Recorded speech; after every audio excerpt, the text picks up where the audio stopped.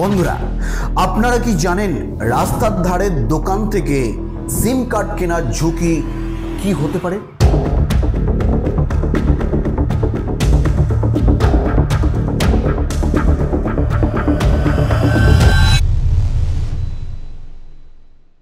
আমি নিজেই একবার একটি রাস্তার ধারের দোকান থেকে সিম কার্ড কিনেছিলাম। দোকানদার বলল, ভাই ফিঙ্গারপ্রিন্ট দিতে হবে। আমি 5-6 বার ফিঙ্গারপ্রিন্ট দিলাম এবং অবশেষে সিম চালু হলো। কিন্তু সমস্যা এখানেই শেষ নয়। অনেক সময় এই সিম কার্ডগুলোতে আপনার এনআইডি ব্যবহার করা হলেও তা সঠিকভাবে যাচাই করা হয় না। এতে আপনার পরিচয় চুরি হওয়ার সম্ভাবনা থাকে। অনেক দোকানদার সঠিক প্রক্রিয়া অনুসরণ না করেই সিম নিবন্ধন করে থাকেন। ফলে অপরাধমূলক কর্মকাণ্ডে আপনার নাম যুক্ত হওয়ার ঝুঁকি থেকে যায়।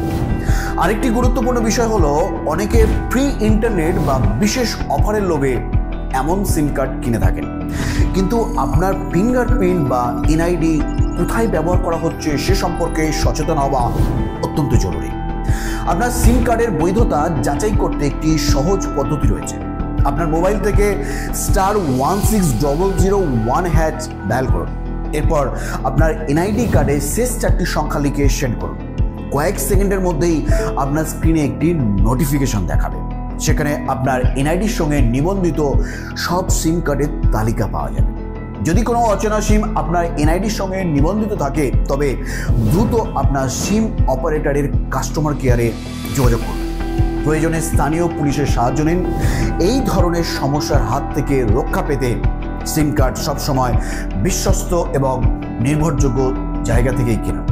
কখনোই ফিঙ্গারপ্রিন্ট বা এনআইডি অযথা অন্য কারো হাতে দেবেন না। আপনার এনআইডি আপনার ব্যক্তিগত তথ্যের মূল চাবিকাঠি। এটি সঠিকভাবে সুরক্ষিত রাখা আপনার দায়িত্ব। আরেকটি বিষয় হলো, যারা সচেতন নয় তাদেরকে এই বিষয়ে জানানো খুবই গুরুত্বপূর্ণ। আপনি এই ভিডিওটি শেয়ার করে অন্যদের সচেতন করতে পারেন, কারণ সচেতন থেকেই সমস্যার সমাধান শুরু হয়। অনেকেই জানেন না যে এই ধরনের প্রতারণার মাধ্যমে তাদের আইডেন্টিটি চুরি হতে পারে। তাই সবাইকে এ বিষয়ে সতর্ক করুন। যারা সিম কার্ড কেনার আগে এই পরীক্ষা করবেন না, তারা পরে বড় বিপদে পড়তে পারেন। এখনই পদক্ষেপ নিন। নিজের এবং পরিবারের নিরাপত্তার জন্য এই ধরনের তথ্য অন্যদের জানিয়ে দিন। বন্ধুরা, আমাদের ভিডিওটি যদি আপনার কাজে আসে তাহলে শেয়ার করতে ভুলবেন না। আপনার সচেতনতা অন্যদের বাঁচাতে সাহায্য করবে। আমরা প্রতিদিন ছোট ছোট ভুল করি, যা পরে বড় সমস্যার কারণ হয়ে দাঁড়ায়। তাই সঠিক সময়ে সঠিক পদক্ষেপ নিন। সচেতন থাকুন, অন্যদের সচেতন করুন। ভিডিওটি শেষ পর্যন্ত দেখার জন্য অসংখ্য ধন্যবাদ।